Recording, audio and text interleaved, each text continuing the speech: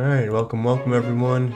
So let's get on with the stream. So we're in the middle of our agility grind. I had organized my bank off stream in between. I was feeling really motivated, so I wanted to do a double header today. So instead of doing what I said, where I was going to do a little bit of agility, maybe getting up to about 40 off stream, I figured I would just do it on stream. So instead of laying down and relaxing, I can just lay back in my chair, relax, and talk to stream instead, listen to music. So let's get on with it then. So we have laps to run, and we can always take a break if we want and start wood cutting and fletching. So we got everything we need. Got my Chronicle if I want to teleport. Got this to teleport. Probably bring my cash stack and my Marks of Grace would make sense. And I always like to stay strapped, so here's the mine runes. Yep, they know.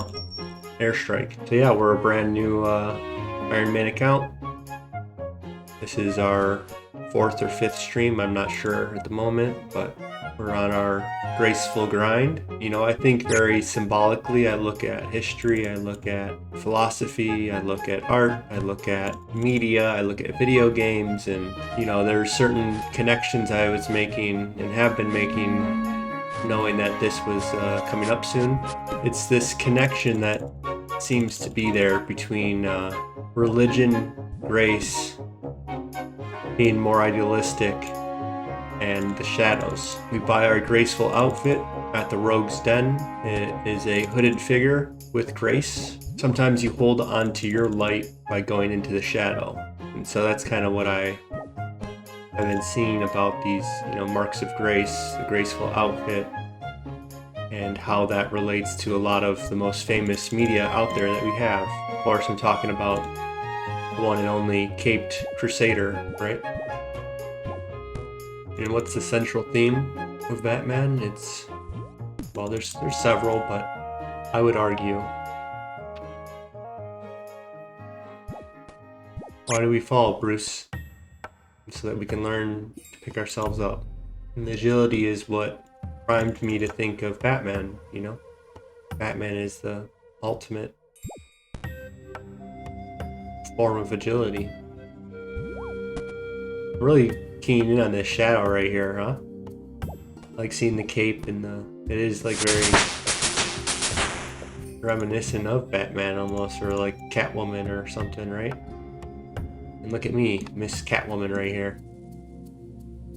Hopefully not too much, as you know, Batman is my ideal, not Catwoman. So, but I think we all have a little bit of Batman and all have a little bit of Catwoman in us, maybe. You know, and so the other theme of Batman is, of course, fear. Mastery of fear. The Catwoman I think of is Michelle Pfeiffer. I don't think she overcomes her fears. You know, it's been a while since I watched the movie, but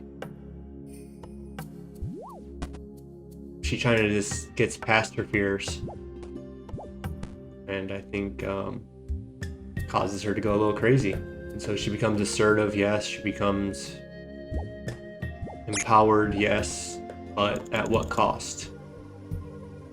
Letting go of fear, letting go of caution, that's not discernment.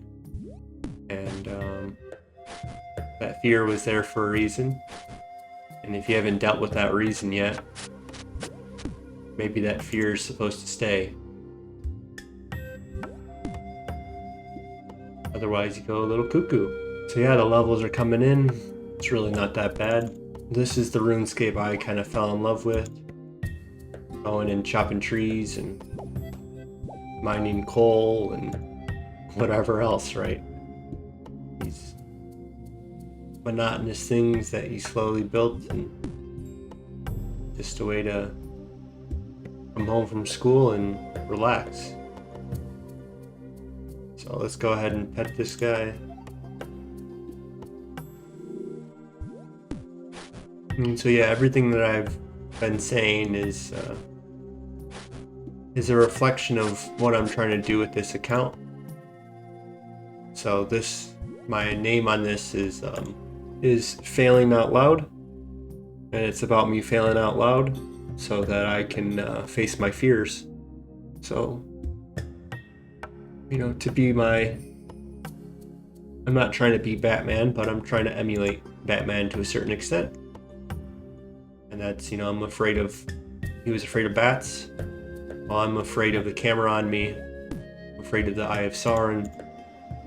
That immense pressure from different social situations, and whether I'll get some embarrassment or I'll get some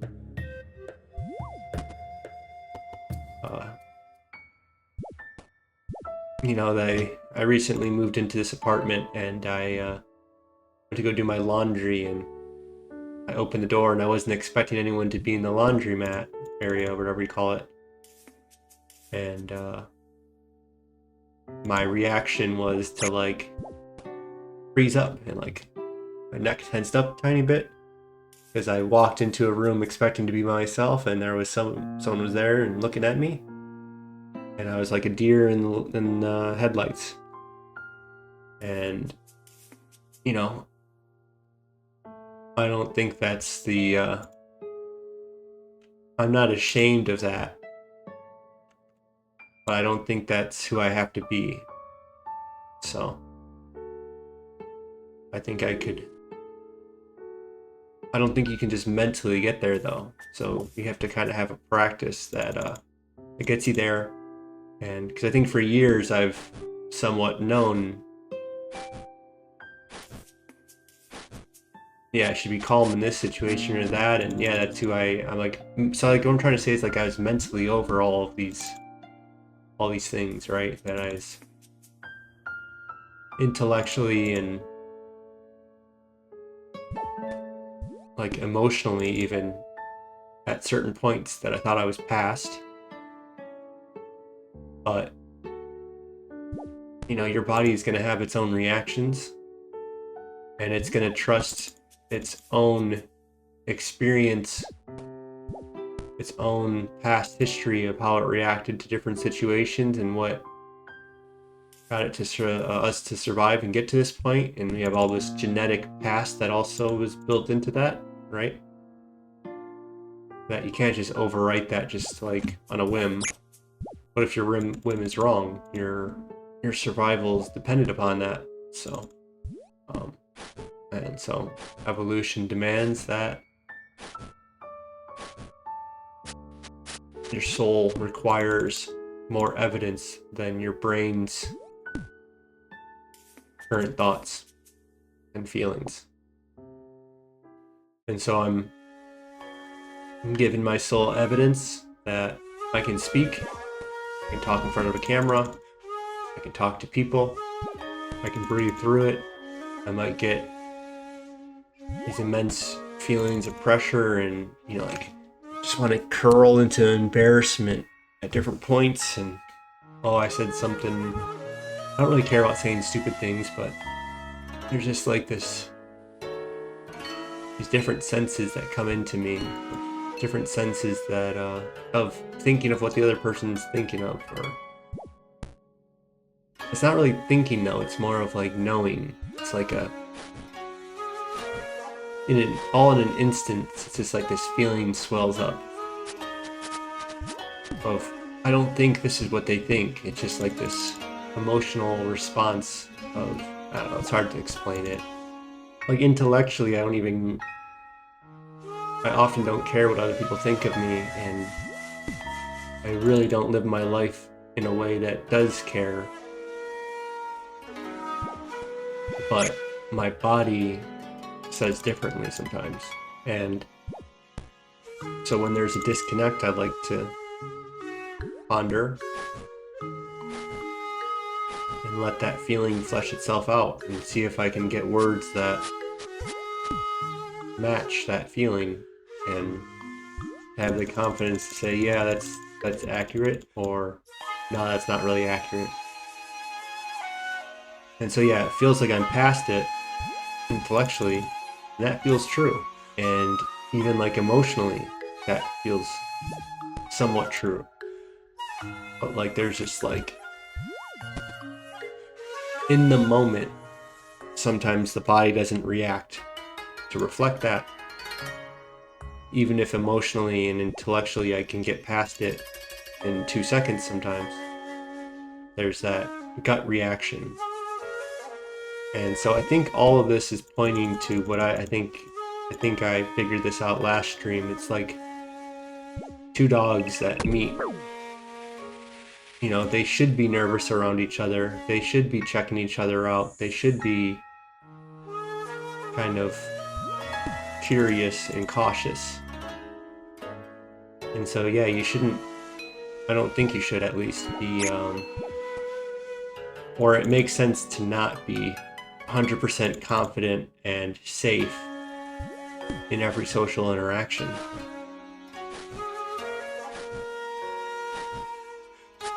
So maybe that's what I need to realize, is that my reactions are completely normal. But what I hope this experience does for me is normalize it, right? And by that I mean it lessens the reaction within me, right? That I've done it so many times that it doesn't hold power over me. Yes, I feel it. Yes, I'm aware of it. But I get to bring myself out regardless. And so that's, you know, not exactly Batman with all the vengeance talk and ideals and all this stuff, but that's my Batman motif of falling and rising and coming up stronger and letting that fear of social situations and things that might happen to me be that foundation to what builds me to become as strong and powerful as Batman, right? Or at least, you know, my proxy version of that. And I'm not chasing being Batman, but I can learn through his example and his story, his archetype, his Caped Crusader, this seemingly contradictory idea of agent that represents the order of the world that lives in the shadows, and that's because he has to. He's still the knight, the person who lives by ideals, but the world, the material, has moved away from the ideal, and so then it forces the knight to not be a knight in shining armor, but a knight in the shadow, because he hasn't changed, the world has. That he's going to be the best knight that he can be, even in a world that isn't tolerant of that. One where Falcone had fought the judges, he fought the police.